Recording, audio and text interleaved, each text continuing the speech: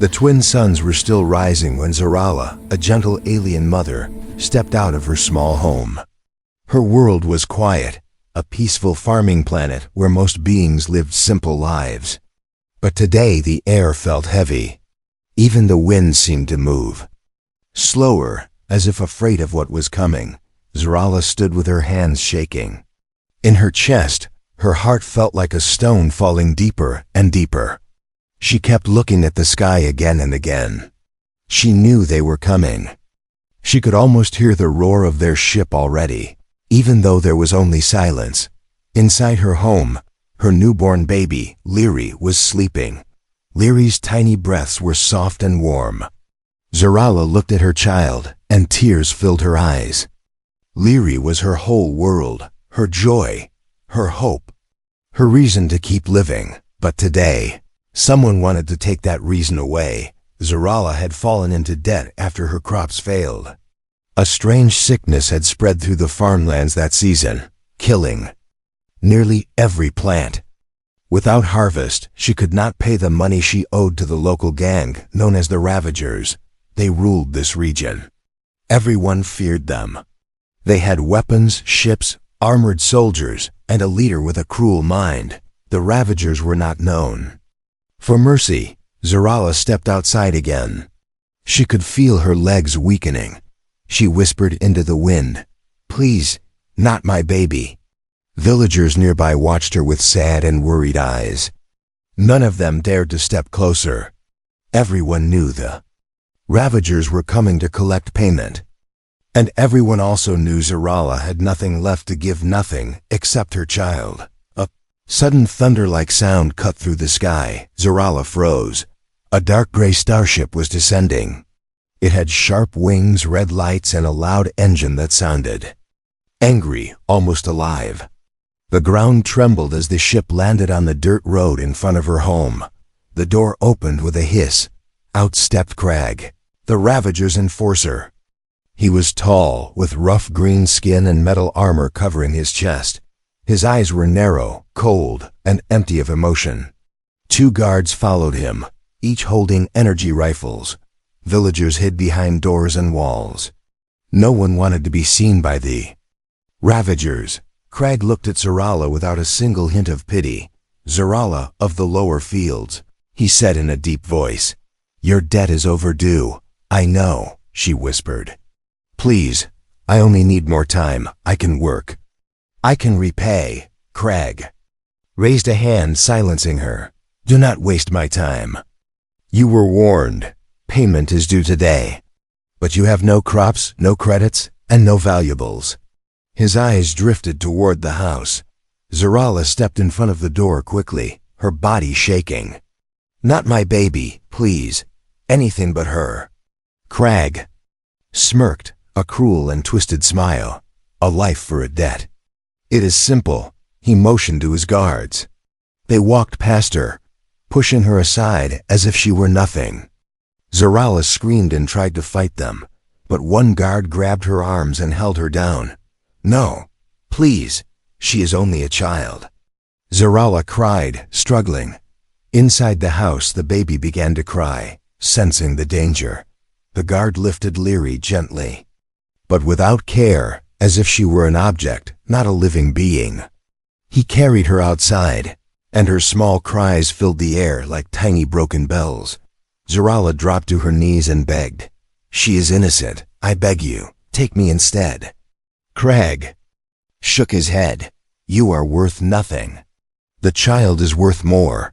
She will be raised to serve the Ravagers. The debt is paid." He turned around, motioning for his guards to return to the ship.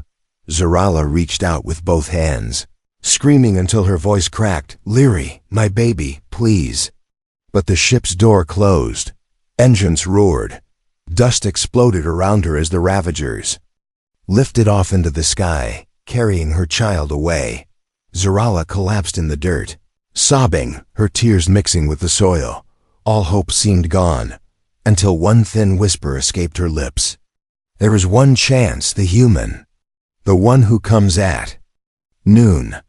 The suns reached their highest point, pouring bright light over the quiet farming valley. Most days noon was peaceful on Zarala's world. Farmers returned home for food. Children played. Merchants traveled between villages. Life moved slowly. But today, time itself felt tense, as if the entire planet was holding its breath. Zarala sat weakly on the ground in front of her home. Her eyes were red from crying, and her hands wouldn't stop shaking. She kept staring at the sky, whispering the same words again and again. Like a prayer she wasn't sure anyone could hear. He comes at noon. The human comes at noon. Many in the village had heard stories about a strange traveler, a lone human who visited different planets and helped those in trouble. Some said he was a soldier. Others said he was a wanderer with a past too heavy for him to stay in one place. A few said he was searching for something or someone. No one knew the real truth. But the villagers knew one thing for sure. He always arrived at noon. A soft vibration began to move through the ground. Zarala lifted her head. The villagers stepped out of their homes, staring at the sky with wide eyes. A low hum grew louder and louder, like the beat of a slow metal heart. At first it was a faint sound, but within seconds it filled the sky above them. Then they saw it, a small silver ship cutting through the sunlight, moving with smooth and quiet power.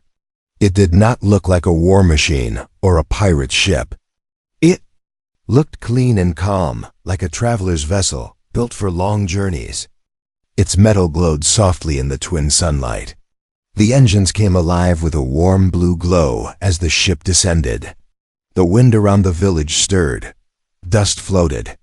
Loose leaves fluttered. Zarala stood up, her legs weak but her heart suddenly beating with desperate hope. The ship touched the ground gently, as if showing respect for the land. Its ramp extended with a light hiss. Silence fell across the village. Everyone watched. From the shadow inside the ship, a tall figure stepped forward, a human.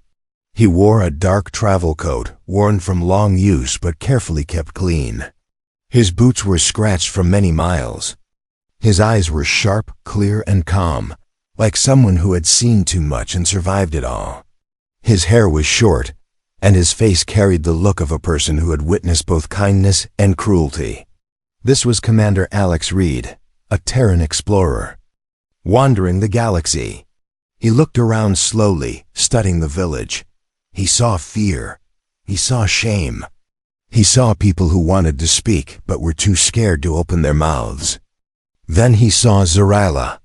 The moment he looked at her, something in his expression changed. It softened, just a little.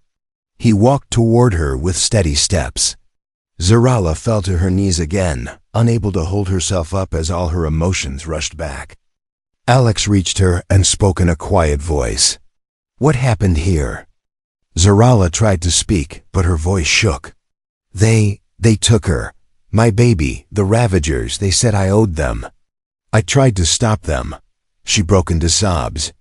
Alex knelt down so his eyes met hers. "Who took your child?" "The Ravagers," she whispered. "They said she was payment for my debt. They left just this morning." Alex's jaw tightened. His eyes turned cold, not toward Zarala, but toward the ones who hurt her. The villagers stood silently behind them, fear and hope mixing in their eyes. One villager whispered, "Even he cannot fight the Ravagers. They have ships, weapons, soldiers." Alex turned his head slightly at those words and spoke without looking up. "I am not here to fight an army," he said. "I am here to help a mother." He stood and dusted off his coat. "Show me where they went." Zarala stared at him, shocked. "You would help me? Even against them?" Alex nodded once. "A child is never a fair price for anything. Not in my world. Not in any world." The villagers watched him, unsure if they should fear for him or believe in him. But Zarala felt something else, something she had not felt since dawn. Hope. She wiped her tears and pointed toward the distant mountains, where the Ravagers' ships always disappeared. "They took her that way," she said. Alex gave a small nod. "Then that is where we go." And with those simple words, The journey began. The path toward the Badlands began as a narrow dirt trail running between tall, silver-blue grasses. The twin suns were still high, but the deeper they traveled, the darker the land seemed to become. It was as if the Badlands reached out ahead of them, swallowing light long before they arrived. Zarala walked beside Alex with small, hurried steps. She held her hands close to her chest, as if still feeling the weight of her baby in her arms. Every few minutes her breath trembled. She tried to stay calm, but fear pressed down on her with every step. Alex walked with calm, steady movements. He had no weapon in his hands, no armor, nothing except the coat on his back and a quiet confidence in his eyes. To Zarala, he looked like someone who had walked through many dangerous places and survived all of them. They passed farms with broken fences, ruined fields, and empty homes. Some houses were half burned. Others were abandoned completely. Zarala kept her head down whenever they passed destruction. This was the result of the Ravagers' rule. This was a rich valley once, Zarala whispered. Families lived here for many generations. Children played in those fields. Until the Ravagers came. Alex looked around carefully. They seem to take more than money, Zarala nodded. They take freedom. They take safety. They take anything they want. She paused before adding, even children. Alex slowed his steps for a moment, then said softly, not today. Those simple words brought a strange comfort to Zarala. She found herself looking at him with new eyes. Most people, even armed soldiers, would hide from the Ravagers. But this human walked toward them without hesitation. As they continued, the land changed. The grasses became shorter and darker. The sky seemed colder, even though the suns were still bright. Sharp rocks rose from the ground like broken teeth. The path twisted like a wounded serpent. Soon they reached a place where the air smelled dry and metallic. The Badlands, Zarala said in a shaky voice. No one enters unless they are forced. Alex studied the horizon. Far in the distance, rising from the ground like metal mountains, stood the Ravagers' fortress. It was built of dark steel, with tall watchtowers and red lights blinking across. The top, ships moved in and out like insects returning to a nest. Zarala swallowed hard. There, they took her there. Alex's eyes locked onto the fortress. He didn't blink. He didn't flinch. How far? He asked. 2 hours on foot, Zarala answered. But we must be careful. There are patrols, traps, wild creatures. Before she finished, a low growl echoed through the canyon beside them. Zarala gasped and stepped back. From the shadows, a large creature crawled out four-legged, covered in stone-gray fur with glowing yellow eyes and long, sharp claws. It was a rift hound, a creature known for attacking anything that moved. The hound sniffed the air and growled again, preparing to leap. Zarala trembled. We have to run, but Alex stepped in front of her and raised one hand calmly. No, he said. If we run, it will chase. The rift hound lunged, but Alex moved faster. In one swift motion, he grabbed a broken branch from the ground, stepped sideways, and used the creature's own momentum to flip it over. The hound crashed into a rock and scrambled to its feet, surprised. Alex didn't attack. He simply stood tall and made a low, firm sound in his throat. The hound froze, then backed away slowly before disappearing into the canyon again. Zarala stared at Alex with wide eyes. How did you do that? Animals understand confidence, Alex said quietly, and fear. I just showed it which one I am. For the first time since morning, Zarala laughed a small, weak laugh, but real. You are not like anyone I have ever met. Alex smiled a little. Most humans aren't like me. As they walked again, the fortress grew larger and darker. On the horizon, the air felt heavy. Shadows stretched longer. Zarala's chest tightened with fear, but also a strange courage she didn't recognize before. Alex turned to her. When we reach the fortress, stay behind me. Whatever happens, don't run. Don't try to fight. I will get your child back. Zarala looked at him, her voice trembling. Why? You do not know me. You gain nothing. Alex looked ahead again, his expression firm. No mother should suffer alone, and no child should be taken for a debt. As the fortress towers finally cast long shadows over the land, Zarala realized something. For the first time since Lyri was taken, she truly believed they could save her. The Ravager's fortress stood like a giant iron beast at the edge of the Badlands. Tall walls of black metal rose toward the sky, covered in red warning lights and sharp spikes. Smoke curled from vents, machines hummed deep inside. It was a place built to crush hope, not to hold it. Zarala's steps slowed as they approached. The fortress seemed even larger now, as if it wanted to swallow anyone foolish enough to come near. Her breath trembled. Her hands shook. Her eyes kept drifting to the tall watchtowers where guards with rifles scanned the land. Alex, however, did not slow. He walked toward the gate with calm, steady steps. His coat fluttered behind him in the wind. His eyes stayed focused, sharp and alert, like a hunter entering the lair of a dangerous animal. Stay close, he said quietly. Zarala nodded, swallowing hard. Two guards noticed them first. Their armor was dark red, marked with the Ravager's jagged symbol. They laughed as Alex and Zarala came nearer. What's this? One guard shouted. A human? Alone? You must be lost. The other guard pointed his rifle at Alex. Turn around unless you want to die. Alex stopped walking only when he stood 10 steps away from the gate. He didn't raise his hands. He didn't back away. I'm looking for a child taken this morning, he said in a calm voice. A baby girl. Both guards burst into loud laughter. A baby? One mocked. You came all the way here for a baby? Oh, this is good. This is very good. The second guard stepped closer, sneering.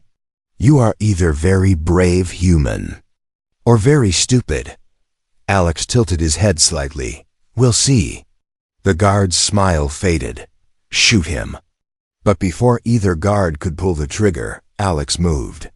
He stepped forward with lightning speed, like a sudden flash of light.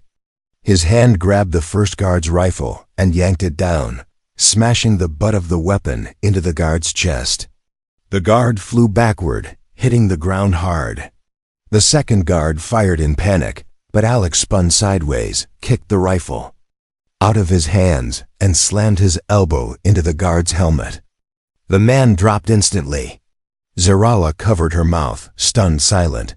The gate alarm blared, a low, violent sound. Within seconds, more Ravager soldiers flooded the Area 6, then 10, then more. Energy rifles pointed at Alex from every direction. Zarala's heart pounded. She whispered shakily, "We should run." Alex shook his head. Running makes you a target. Standing makes you a problem. The soldiers stepped closer. One shouted, "Get on the ground, human." Alex's expression didn't change. He didn't show fear. Instead, he rolled his shoulders, cracking the joints calmly. "Last chance," Alex said. "Bring me the child, or come lose." The Ravagers roared with anger and charged. The next few moments unfolded in a storm of motion. Alex moved through the crowd like a shadow with a heartbeat. He dodged blasts with barely an inch to spare. He caught rifles, twisted them, snapped parts off, and used them as tools to block attacks. He kicked the legs out from under one soldier, slammed the helmet into another, and flipped over a third who tried to tackle him. Every move was sharp, fast, and precise. Zarala watched in awe. She had never seen fighting like this, not even in war broadcasts. The human did not fight like someone trying to win. He fought like someone who refused to lose. One soldier managed to fire directly at him, but Alex grabbed another soldier by the collar and pulled him into the path of the blast. The armor absorbed. It and Alex pushed forward again, unstoppable. Within minutes, the ground was covered with groaning soldiers. Some tried to stand, others crawled away, but none could face Alex again. Silence fell. Zarala stepped out from behind a rock, her eyes wide and shining. "You defeated them all." "Alone," she whispered.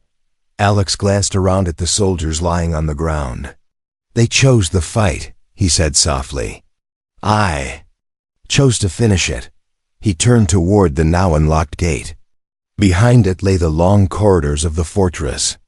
And somewhere inside, her baby. Alex stepped through the broken entrance and said, "Come, they will send more soon." Zarala followed, her fear slowly changing into something stronger. For the first time, the Ravager's fortress no longer looked like a place of power. It looked like a place that had made a very dangerous mistake. The inside of the Ravager's fortress looked like the stomach of a giant metal creature. The halls were dark and narrow, filled with pipes that hissed, wires that sparked, and lights that flickered like dying stars. Heavy footsteps and distant alarms echoed through the corridors, bouncing off the steel walls. Zarala followed close behind Alex, her pulse pounding in her ears. Every corner felt dangerous. Every shadow felt alive. But Alex walked as if the fortress belonged to him, not to the Ravagers. His steps were silent but strong, each one filled with purpose. They passed cell rooms with locked metal doors. Inside, frightened faces stared out through narrow windows. Prisoners, workers, or maybe others who had debts they couldn't pay. Some whispered, "A human?" Others whispered, "Help us." But Alex kept moving. "We find your baby first," he said softly. "Then we help the others." Zarala nodded. She tried not to cry, but the fear that Leary might be harmed kept squeezing her chest tighter and tighter. Two guards turned a corner and froze when they saw Alex. One reached for a gun, but Alex was already there. He grabbed the weapon, twisted it away, and slammed the guard into the wall with a single motion. The second guard panicked and tried to run, but Alex pulled him down by the collar and knocked him out. "Someone important is near," Alex said. "The guards are doubling." Zarala swallowed and pointed down a hallway. "The deepest room, the one with the red door. That is where the Ravagers keep things they value." "Then that's where your child is," Alex replied. They walked deeper into the fortress until they reached a large chamber with a tall door glowing red. The metal looked thicker than the others, and large chains hung across it, glowing faintly with security lights. Alex placed his ear against the door. On the other side, there was a faint cry, soft, weak, and heartbreakingly familiar. Zarala gasped, "Leary, she's in there." Alex pushed against the door, but it didn't move. He stepped back, studying the chains, the locks, the security panel. His eyes narrowed. They built this to hold something dangerous, or someone important. He cracked his knuckles, took one long breath, and slammed his boot against the panel. The first chain snapped. A loud voice echoed behind them. "You should not have come here. Human." Alex turned slowly. Standing at the end of the hallway was Crag, the leader of the Ravager's enforcers. His body was massive, almost twice the height of an average man. His armor was thick and decorated with sharp metal plates.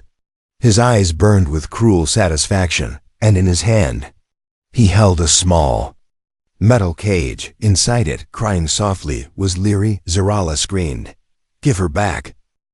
Crag shook the cage slightly, making Leary cry harder. "This child is payment, and payment cannot be returned."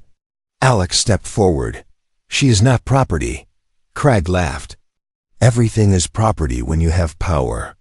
Alex's voice dropped lower, colder. "Put the baby down."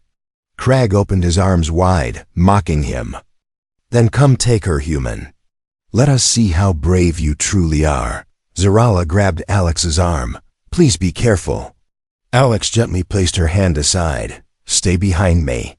Then he approached Crag. The Ravager leader charged with surprising speed, swinging a huge metal fist.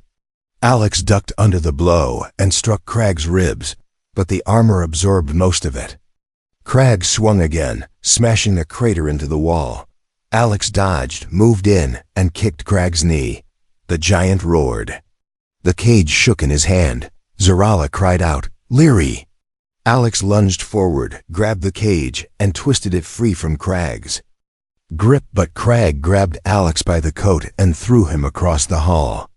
Alex crashed into a stack of crates. Crag stomped toward him. Humans break easily. Alex wiped blood from his lip and stood again. Not this one. He sprinted forward, this time not for the cage but for Crag himself.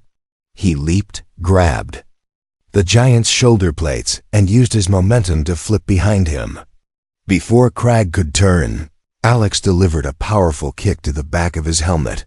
Crag stumbled. Alex grabbed the cage and pushed Zarala aside. "Take her." Zarala caught the cage, tears of relief spilling down her face. Now Alex fought with full strength. He dodged Crag's charge, grabbed the Ravager leader's wrist, twisted it, and slammed him into the ground with a thundering crack. Crag tried to rise, but Alex struck his armor's weak points, joint, neck clasp, side panel, each blow faster than the last. Finally, Crag collapsed, defeated, his armor dented and broken. Alex looked down at him.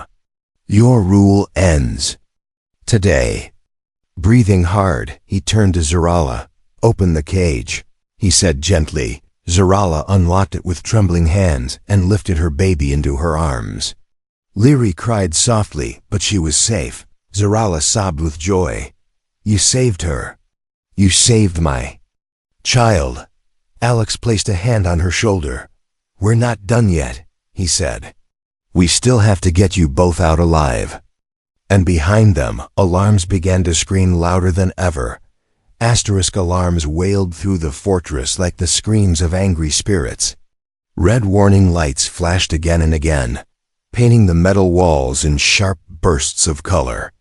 Voices shouted from every direction, guards calling orders, soldiers preparing weapons, machines powering up. The entire fortress was waking like a wounded beast, ready to crush anything inside it. Zarala held her baby close, whispering soft words to calm her. Leary's tiny cries trembled in the air, but slowly softened as she felt her mother's warmth. Zarala kissed her head, tears rolling down her cheeks. "I have you, my little one. I have you." Alex stepped beside her, watching every hallway, every doorway. His breathing was steady, even though he had just fought a giant. His eyes scanned the place with a soldier's focus. "Crag is down," Alex said. "But the fortress still has an army. They'll come fast." Zarala looked up at him with fear. "How do we escape?" Alex checked the cage locks, making sure the baby was fully safe in her mother's arms. "We don't run blindly. We move smart, we stay close, and we don't panic." But Zarala could feel her legs trembling already. Alex placed a hand on her shoulder. "You got this far. That means you're stronger than you think." Before she could answer, the ground shook under their feet. A heavy blast door at the far end of the hall began to rise, metal grinding loudly. Dozens of armored Ravagers stormed through, some carrying rifles, others powering shock batons. Their eyes burned with anger. Alex pulled Zarala behind him. "Stay close. Keep the baby shielded."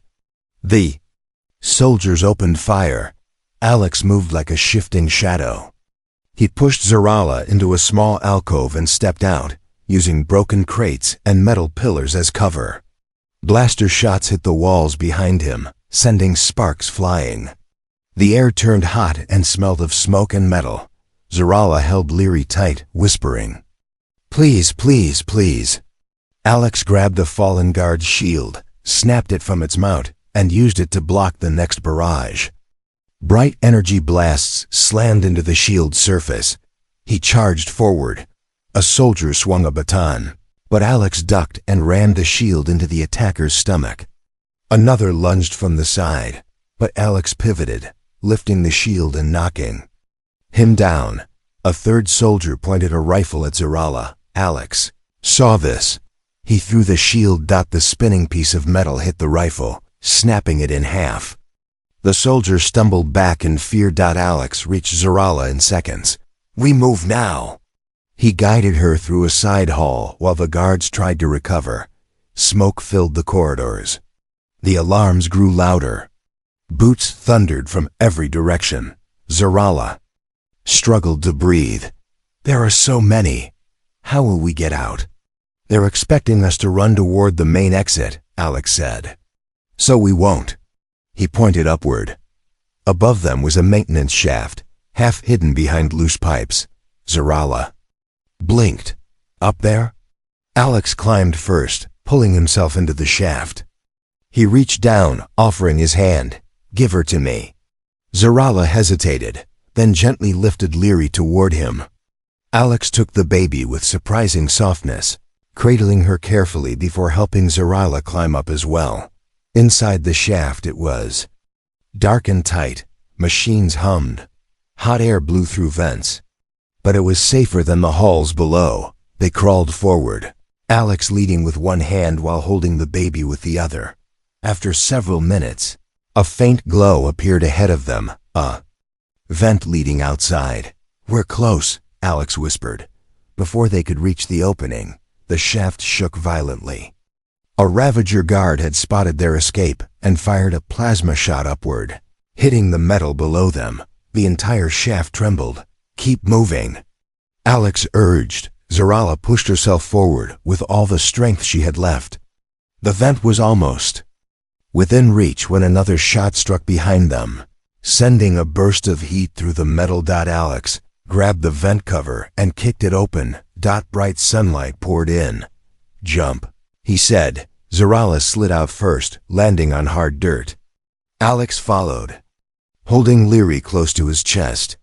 They were outside finally, but the fortress loomed behind them like a wounded monster, and it was furious. "There!" Soldiers shouted from the walls. Energy blasts streaked through the air. Alex pulled Zarala behind a large rock formation. "We run to the ridge," he said. "My ship is close. I can get you both out of here." Zarala nodded, though her legs felt like water. "I trust you." Alex glanced at the baby and then at Zarala. "I made you a promise. I don't break promises." Together, they ran through the harsh sunlight, mother-child, and the human who had become their only chance. And in that moment, despite all the danger behind them, Zarala believed something she never had before. They would make it out alive. Asterisk. The Kovarime. Zarala believed something she never had before. They would make it out alive. Asterisk. They caught all the danger behind alive. Suns were sinking behind the broken rocks when Alex, Zarala, and baby Leary reached the high ridge above the Badlands. The sky glowed orange and gold, painting long shadows across the earth. The wind blew softly, now not with fear, but with quiet hope. Below them, the Ravager's fortress rumbled with noise. Soldiers rushed in confusion, alarms screamed, and smoke rose from damaged walls. They were searching everywhere, but the desert shadows hid Alex and Zarala well. Zarala held Leary close to her chest, her tears now warm with relief instead of pain. She kept looking down at her baby's face, touching her tiny fingers again and again, just to make sure she was really there. "She's safe," Alex said quietly, standing beside her. "She's out of their hands now." Zarala nodded, but her voice broke when she spoke. "I thought I lost her forever. I thought my world ended this morning, but you came." She looked at Alex, her eyes shining with gratitude. "Why did you help me? You didn't know me." Alex watched the horizon for a long moment before answering. "Sometimes helping one person helps more than you think." "What do you mean?" she asked softly. Alex lifted his gaze to the sky. "This galaxy has many dark places. People fear power, and they obey those who hurt them. If no one stands up to bullies, they grow bigger and stronger. Saving you, saving your child, maybe it will show others that they don't have to live in fear." Zarala's breath caught. She had never thought of it like that. But his words made sense, painfully true sense. She looked down again at the fortress. The Ravagers were shouting, confused and angry. Their leader, Crag, was defeated. Their pride was shattered. All because of one human. Zarala whispered, "They will fear you." Alex shook his head. "Not fear, respect. Fear builds more hate, but respect can change things." They waited a few minutes longer, making sure the patrols were moving away. Alex checked the sky once more before pointing toward a small canyon path. "My ship is hidden through there," he said. "If we move now, we can reach it before nightfall." Zarala followed him down the rocky slope. Every step felt lighter, even though she was exhausted. Every breath felt easier, even with dust in the air. She felt something she hadn't felt in a long time. Safety. As they reached the canyon floor, a soft humming sound echoed through the air. Alex stopped and raised a hand, signaling her to wait. The sound grew louder, clearer. Then Zarala saw at Alex's silver ship rising behind a cluster of stones, its smooth surface reflecting the sunset. It looked peaceful compared to the Ravagers' machines, almost gentle, as if it belonged to a kinder world. "It's beautiful." "Zarala," whispered. Alex smiled a little. "She's old, but she never fails me." He opened the ship's side door, then stepped back to let Zarala inside first. She walked in carefully, holding Leary close. The inside was warm and clean, filled with soft lights and organized tools. It felt safer than anything she had known in months. Alex entered behind her and closed the door. The engines hummed softly, and the ship lifted off the ground with a gentle rise.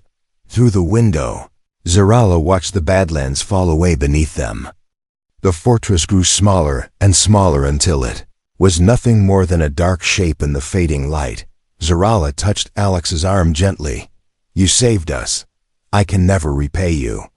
Alex looked at her with calm eyes. "You don't need to. Just live free, raise her well. That's enough." Zarala's voice shook. "What will you do now?" Alex looked ahead at the stars forming in the night sky. "There will always be someone who needs help. Somewhere another voice is crying in the dark. Humans, we don't always get things right. But when we choose to stand up, we stand for more than ourselves." He paused, then added quietly, "And I will keep standing." Zarala smiled through tears. "I hope the galaxy remembers you." "It doesn't need to," Alex said. "As long as you and your daughter do." The ship soared into the sky, leaving the Badlands far behind. The stars opened like a road before them. And on that night, one mother, one child, and one human hero changed the story of a world that had forgotten hope, because sometimes, in a vast and dangerous galaxy, all it takes is one human to remind everyone what courage truly means.